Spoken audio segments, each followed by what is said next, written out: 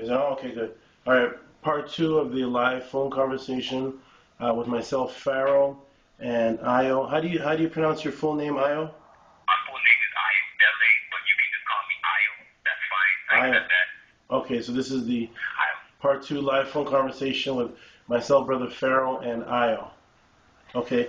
Right. So you made your first, you clarified your first point that you are not promoting Eurocentrism. You don't believe that the original Hebrews were white and in bondage, and you don't promote Jewish doctrine. Is that clear? Correct. And I know that the picture that I used to show the Hebrew enslavement within Egypt or Kemet, though you are later on going to tell me, which I'm willing to bet you're going to tell me later on that those are not the Hebrews and probably the Tamareans or Comanches and stuff like that.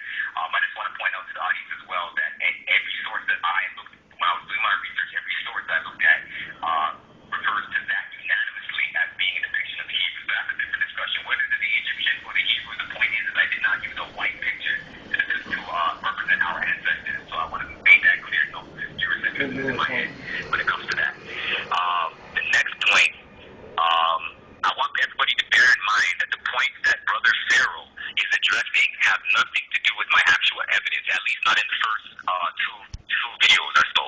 In fact, I even stated in my essay that my entire introduction is just a mere digression. And in fact, Brother Pharaoh, you don't have to do this, but if you want to, just so they know I'm not lying, you can scroll up to page 1, where just after my first major paragraph, I pointed out in 3 words, I said, but I digress, because I was coming off topic when I was talking about the 95% alcohol and stuff. That was not that was not my evidence. Here's the video.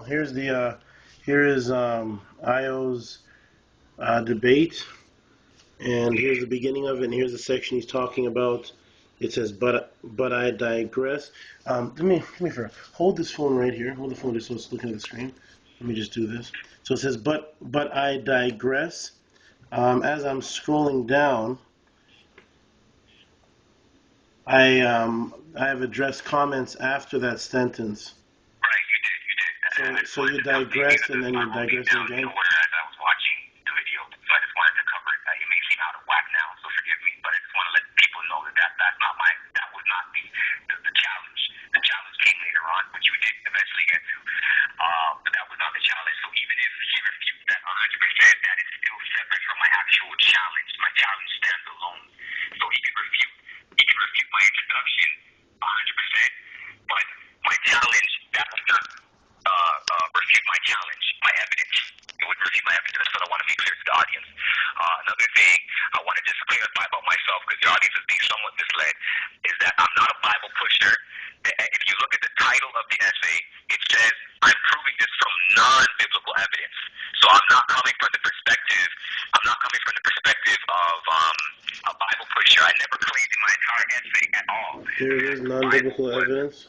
Hello? I heard something. Hello? I'm putting it on the section where it said, as you're talking, I'm putting the camera on what you're talking about, so the audience knows what you're talking about.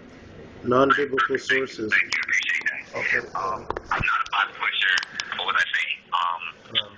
I lost my train of thought. But basically, I was saying that, yes, I never claimed at any point in this entire challenge that I sent to him that the Bible was 100% a pure book. It was 100% because these are some claims that were made later on in your presentation, Brother Pharaoh, that I was claiming, that basically you painted me to be this Bible pusher, and I want to make that clear. I never said that it is 100% accurate or anything of that sort.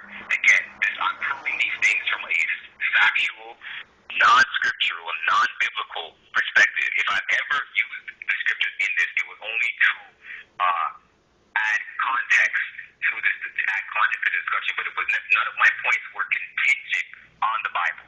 None of my points were contingent on the Bible. It was only to add context if I ever used it. And I never claimed at all that the Bible was perfect and blemishless, because I know the history of the book just as well as Brother Pharaoh does. So, another thing, I definitely have to draw attention to this. It was brought up in the introduction. Again, the introduction is not my main argument. It's not my evidence, but it was addressed. A lot of attention got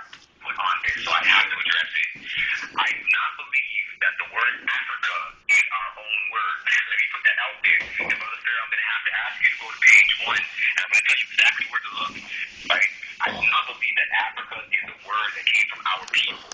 Just like Pharaoh, I know the Eurocentric history of that word.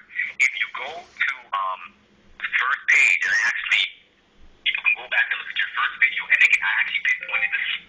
The second, it's the first minute and 53 seconds into your presentation. If you look at the first page, you would, and watch the word Africa carefully, you would see that I put quotation marks around the word.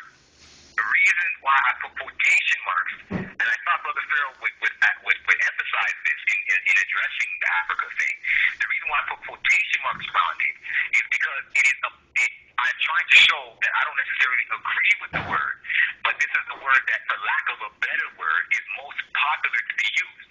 I was very careful about how I worded my argument, or not my argument, because that wasn't an argument of mine. I was very careful how I worded my sentences and my structures and what I cited, because I knew I was going up against a very intelligent brother. I didn't underestimate him.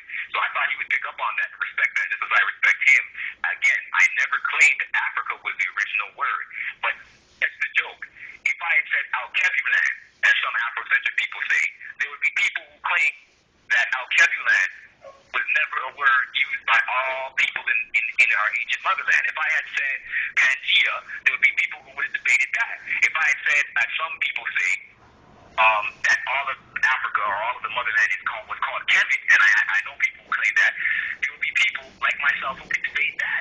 So for lack of a better word, I had to put Africa, but I put quotation marks around it because it's a politically charged word, and I don't necessarily agree with it. But for lack of there was nothing else I could say that would have done any better. So if you can't find that word where the quotation marks surround it, I think I would be a complete fool, or to use your word, when someone insulted me in your third video, you said asinine. I would be completely asinine, as you called me, to actually put the word Africa there without quotation marks around it, as if I believe in that word. So what is commit 5% of? Okay, that point was trying to demonstrate that Kemet was only a portion. 5% would have been, when I said our ancient Africa, our ancient African land with quotation marks around it, in my mind, maybe I should have been more descriptive, including what that would mean, but I thought you would have already, being as educated as you are, I thought you would already know. What Africa is today was not what Africa was in ancient times, or what Africa, quote unquote. If the people could see me, they would see that I'm making quotation marks. I don't mean Africa as we understand it today. Our ancient motherland included way more land, the so-called Middle East, which is a political term used by the Europeans to divide Egypt and Saudi Arabia and all these other places from our lands, right? All of these places, and beyond even what I just mentioned, was included in our ancient motherland.